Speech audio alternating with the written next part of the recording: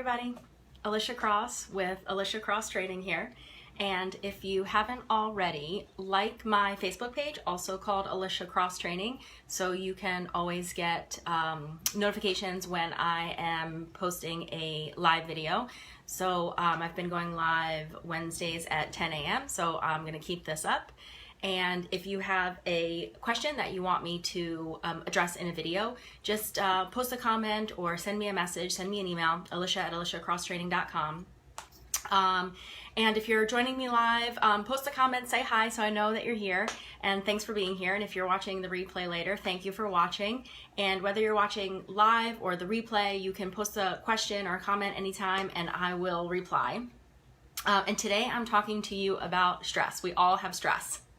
And I recently have been plagued by a lot of feelings of stress and overwhelm. So I took some steps over these past couple of weeks to address that. And I did my blog post a few days ago on 5 tips to beat stress. And those are really things that I found helped me. They're tried and true. They're tried and true steps that you can incorporate into your life to help to reduce stress. So today I'm just going to talk more about my experience and how these steps helped me. So if you know me, or if you've been working with me, you know that I got pretty busy in March. It seemed to be I didn't have like a big New Year's rush. It was kind of delayed. Some people said maybe that was because of the government shutdown that we had. So if that affected you, maybe you noticed that. So really the rush kind of kicked in March, which is great. And I love my job, so I say yes to everything. And I just started feeling really overwhelmed in March. And by the time this month, April, rolled around, I was really feeling it. Just didn't have the energy to work out. Not even the energy didn't have the energy to work out, didn't even have the desire to work out. And I know it's bad when I don't even want to go to the gym, because that's so much of what I love to do. It has been my stress relief in the past. So when I get to the point where I don't even want to work out, I know I'm heading down a bad road. So didn't have the energy, didn't have the desire to work out. I got a nasty cut on my leg that's been taking a long time to heal. I got a canker sore in my mouth, which I haven't gotten one of those in years. So that was another sign from my body that I was just really stressed. And sleep. So I talked to you a ton about sleep because it's super important. And I've always been a great sleeper. But then something happened and I wasn't. So I was having a hard time shutting off my brain at night. And then I was waking up I started waking up a few days at, normal time, 6 a.m. Thought that was great, waking up before the alarm clock. Because before that, I was dragging myself out of bed, which I also knew was a bad sign. A couple days, got up at 6. I thought, okay, I'm, getting back on track. Another day, woke up at 5, wide awake, and this is after having trouble falling asleep at night. And then when the day came that I woke up at 4 o'clock in the morning, wide awake, I knew that the advice I give you when you can't sleep, or when you're waking up at 3 o'clock or 4 o'clock in the morning and you're done sleeping, is I tell you have too much stress, you have too much cortisol, too much stress hormones. And they say wisdom is the ability to take your own advice. So I knew I had to listen to my own advice. I had too much stress at that point. So I needed to make a change. So some of that was with my schedule and just shifting things around so that my days were shorter, or just they made more sense schedule-wise. I wasn't somewhere where I had a 3-hour break before I had a client, so just letting my day just flow a little better with my schedule. And then some things happen, when you put that message out to the universe that you want to cut back a little, some things just kind of naturally go away. So whereas maybe another point in my life I would have been upset about that was kind of a welcome relief that I was getting a little bit of a break in my schedule. And also with April, it's spring break or the holiday, so that just kind of naturally lightened my load. People out of town, you guys going away for the holiday or for spring break, so that lightened things a little bit. And then over the past couple of weeks, there's been some changes that I've been mindfully making, and that was the prompt for the 5 steps that you could take to reduce stress in my blog. So I'll talk about how I incorporated those. So first of all, what is stress? So remember, stress is two things. It is the external stressor. So it is taxes, it's work, it's your boss, it's traffic, it's your commute, it's, your chores, your fight with your spouse. It's all of these external things. But the other thing is it's your internal response to that external stressor. You may or may not be able to remove that stressor. So, I make my own schedule. I did have the ability to make some changes, to let some things go. We'll talk about exercise. Exercise is also an external stressor, but you may not be able to remove those stressors. They're just there. There's nothing you can do about it. So the only thing that you can change is yourself, your internal response to that stress. And that internal response, that means voluntary and involuntary. So your response to the stress could be, do you fly off the handle, or do you, say something you're going to regret later? But it's also your internal response, meaning, what's happening with those hormones in your body? What is that, chemical response that's happening? If somebody cuts you off in traffic, does that send you into an adrenaline and cortisol overload? Because that is what plagues us, that constant state of stress and those stress hormones. That is what causes us to not be able to sleep at night, contributes to belly fat, inflammation, which weakens our immune system, which makes us more susceptible to illness and disease and cancer and everything down the road. So it's that chronic stress. So if we can mitigate that stress response, especially that kind of involuntary, what's happening physiologically, that is going to improve our mood, our well-being, and our overall health now and in the future. Okay, so I was starting to feel those effects of stress in the moment, and obviously that's going to contribute to long-term detrimental health effects. So some of the steps that I took, my first tip here was eating healthy and staying on a consistent schedule. And now I'm pretty good about that, but what I had fallen into as I, was getting tired and stressed and overwhelmed is I was getting these treats from Whole Foods. There's a couple different brands, but they're gluten-free and they're grain-free and they're vegan, but basically they're cookies. They are chocolate or peanut butter or coconut. They're basically cookies. And so that was like my afternoon, pick-me-ups, so that I could continue with the second half of my day, whether that was, more appointments or attempting to go for a workout. And when we are putting junk in our body, we feel like junk. So while my diet overall is very healthy, that was something that had snuck in, not as a treat, but as a daily, something that I was relying on daily just to give me a boost of energy. So I cut that out, and that wasn't hard because I just stopped buying it. So if it's not there, it's not in front of me, I'm not going to eat it. So I just stopped going to the store to get it, and it wasn't there.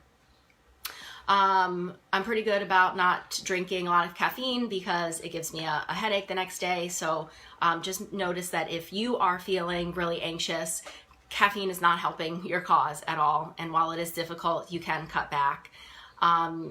I drink mostly decaf coffee, a little bit of caffeine in the morning, and then herbal tea throughout the day. So one of the great things about the cooler weather is drinking tea. So I'm definitely going to miss it in the summer because I can't drink hot drinks when it gets really hot outside. And I drink tons of water. So, that wasn't anything that I had to change. It was just that little bit of sugar hit in the afternoon, which really was just contributing to my problems, not helping. And so between that sugary snack and probably the inflammation from the stress, I could see that my weight was changing. I could, tell that there was inflammation, and that's one of the ways I knew that I was doing better is because my weight returned to the place where I like it to be, and I could see the inflammation was going down. Even in my face, it was noticeable.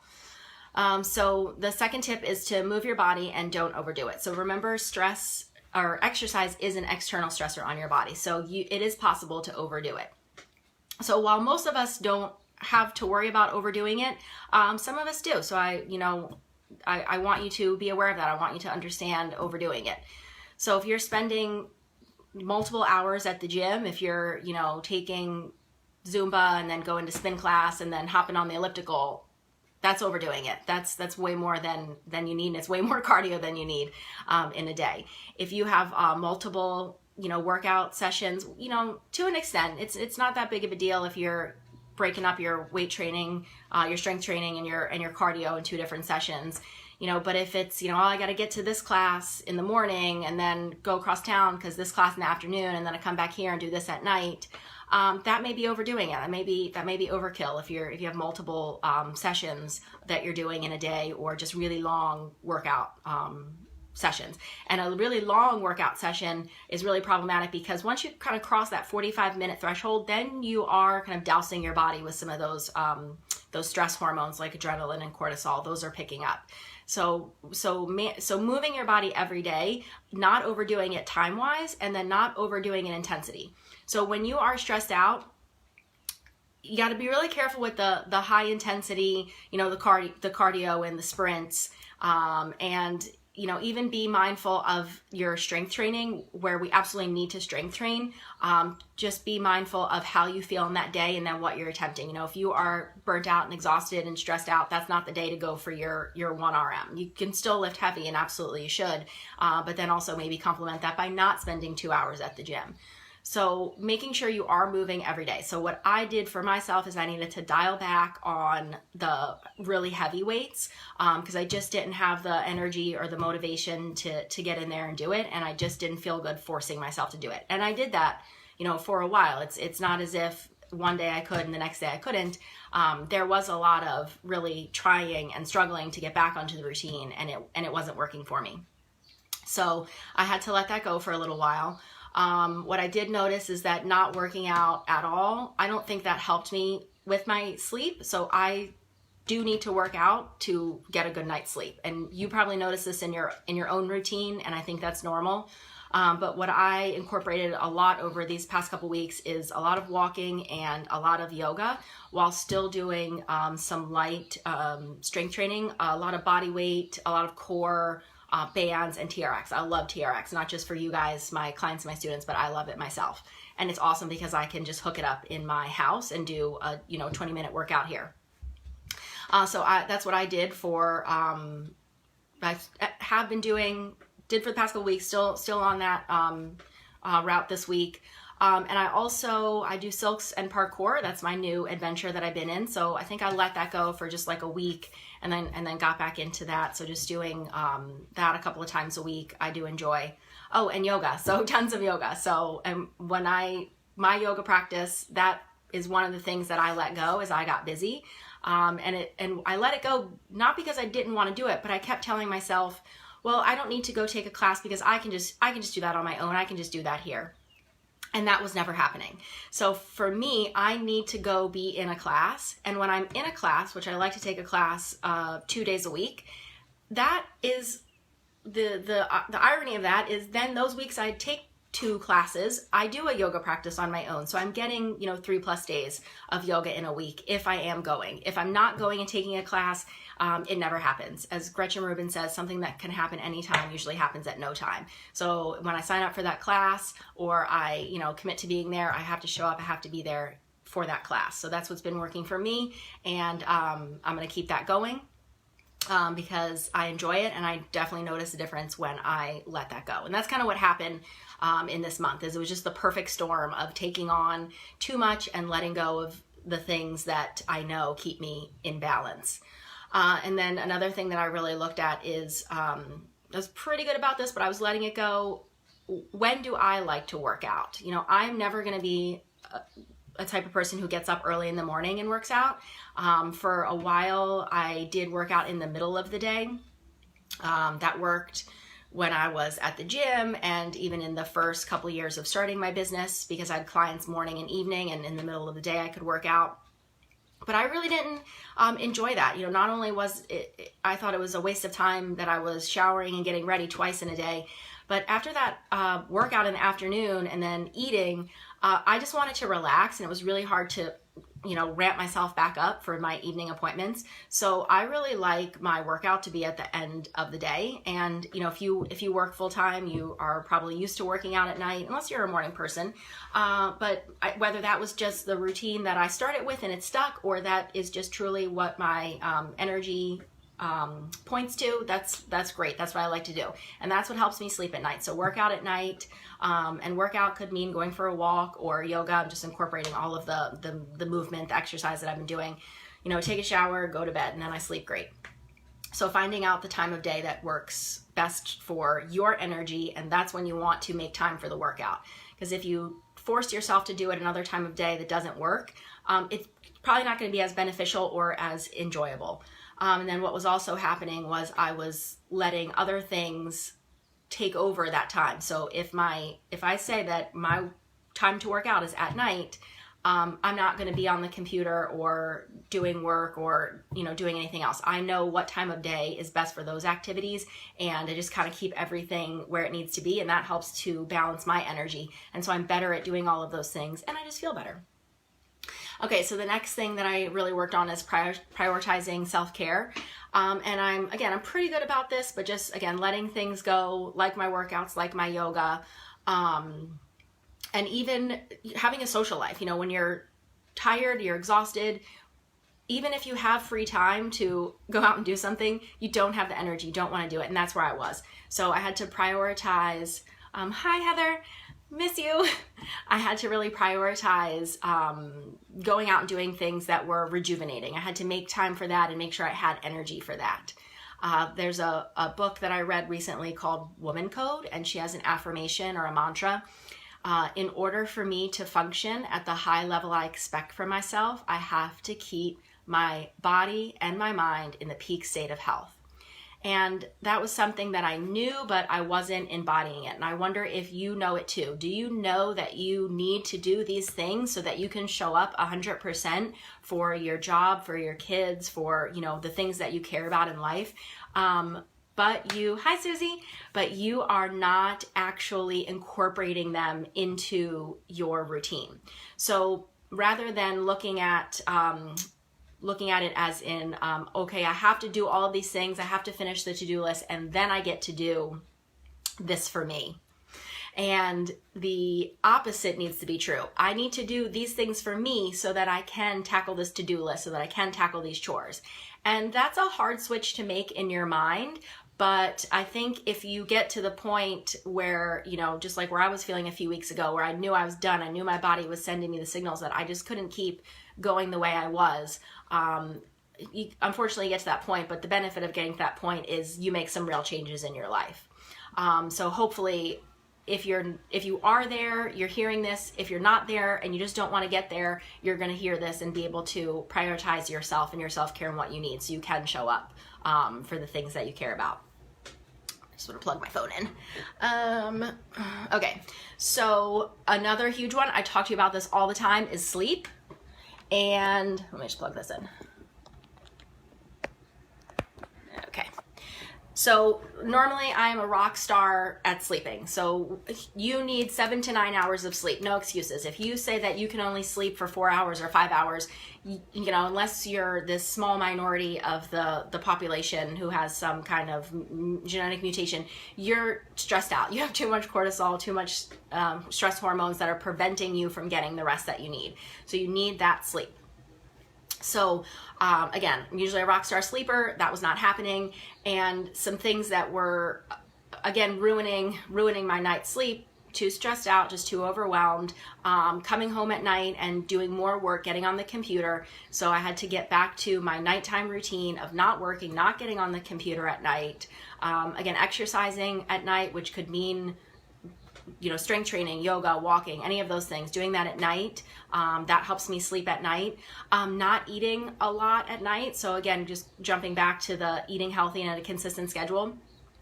I know that I can't eat a lot before bed, and you're probably the same way. If you eat a ton before bed, you notice the weight gain, you notice that you can't sleep at night, and this comes back to Ayurveda. Ayurveda says have that last meal at 7 p.m. and then in bed by 10. If you stay up past 10 o'clock, you're moving back into the pitta time of day, and then you're hungry. So if you stay up past 10, you get that second wind, you get hungry, and you've stayed up too late. You need to go to bed before 10 o'clock so that you can sleep and that you're not going back into the kitchen for a snack. So I just kind of redoubled down on all those things that I know. Followed my nighttime routine, which is, again, no screen time at night. And then in bed, I do my gratitude journaling and some reading, no screens. And that helps me to sleep at night. So I just had to get back to that routine. So the 5 steps for reducing the feelings of stress and overwhelm are: eat healthy meals on a consistent schedule. 2, move your body and don't overdo it. 3, prioritize your self-care. I skipped one. 4, lighten your load. So this is what I was talking about just kind of contouring my schedule, that it made more sense in my day, and that I had time to work out, to go to yoga, to do all those things. And then it's also important that if you're doing something that doesn't need to be done, can you let it go, or can someone else do it? Can someone else in your family or at your office take it over, or is it something that you can hire out? So for me personally, there's things in my business that perhaps down the road I could hire out, but I'm not ready to let those things go yet. So it was getting help around the house, and that was a really great decision that I made. So while getting help around the house, that frees me up so that I can get work done, so that I am prepared for you, for my clients, for my students, and then I'm following up with you if there's something that I need to send you or follow up and check in. So this was about, figuring out what I like to do at what time of day. And so for me, the mornings, I'm super productive. So not spreading out my work into, my bedtime, but making sure I get things done in the morning when I need to do them. And then the 5th tip is, of course, sleep. So that's, probably the most important thing. And it is, if you make that commitment to get better sleep, it's really making those other 4 steps that help you to sleep better, in addition to having and following a nighttime routine. And if you cannot sleep at night, you really got to look at the screen time and the caffeine. These are things that you can immediately make changes to so that you can get better sleep at night. And then staying asleep for the full 7 to 9 hours. Again, making those other changes in your life, which will, it may not happen instantaneously, but it will come as you make these things part of your regular routine. So I am happy to report that these steps are working for me. I'm going to continue to follow them. I've been feeling a lot better. And I hope that if you are experiencing feelings of stress and overwhelm, that you are able to incorporate some of these things into your routine. And, get help. If you are feeling stressed and overwhelmed and you need to talk it out, go see somebody, talk it out. They can definitely help you to, just rethink some of the maybe the thoughts that are going through your mind, just reframing. But then also you need to take these steps in your life. And if you need to hire somebody to help you with those steps, it's worth doing. Just like I hired out, some of the work around my house so I could have more free time to get work done, which allowed me to have more free time for my self-care. So really make this investment in your health. Remember, health is not an expense, it's an investment. And even these things that seem unrelated can be an investment in your health, like hiring something out, hiring out a chore, or just getting more people in your life to take things on. Because I know we want to do all of the things. We want to be there for everybody. And then if you are not incorporating yoga into your routine, don't fall into that trap that I did, like, oh, I can just do it at home. And I've been teaching yoga for over 12 years, and I need to be in a class. So that is important. It is a really good atmosphere to be in when you're in a class, and then it also really fortifies your personal practice, and that is important. You need that time for yourself, your own personal practice. So this Sunday, I am holding my monthly restorative yoga and nidra. And this practice, this is exactly what you need if you are feeling stressed and overwhelmed. Remember, the goal of restorative is not to work like in a vinyasa class or a flow class. Hi, Kathy. I hope I'll see you this Sunday in restorative yoga. The goal is not even to stretch as it is in a yin class. Restorative yoga and nidra is all about relaxing. This is the ultimate complement to any stress that you're feeling in your life. This is what your mind and your body need. If you are exhausted, you will fall asleep, and that is fine. You just really needed that. And remember, the practice of yoga nidra, the guided meditation, it still works even if you fall asleep, because your subconscious mind is receiving the information. And all we are doing in the nidra, we set an intention for ourselves. I lead you through a body scan. There's some visualization, we're on a beach or a mountain or in the forest, whatever that guided visualization is, and then I just bring you back out of that, and you feel refreshed and rejuvenated and ready to, start your week. And I do hold this once a month. If you're really stressed out, this is a practice that you want to incorporate more in your life. I, like many people who have taken restorative yoga, fell in love with it and ordered that bolster on Amazon so we could do these poses at home. And there's not a ton of restorative poses because we stay in them for a really long time. So this is definitely a practice that you could do at home on your own, even if it's just one pose before bed. To get nice and relaxed.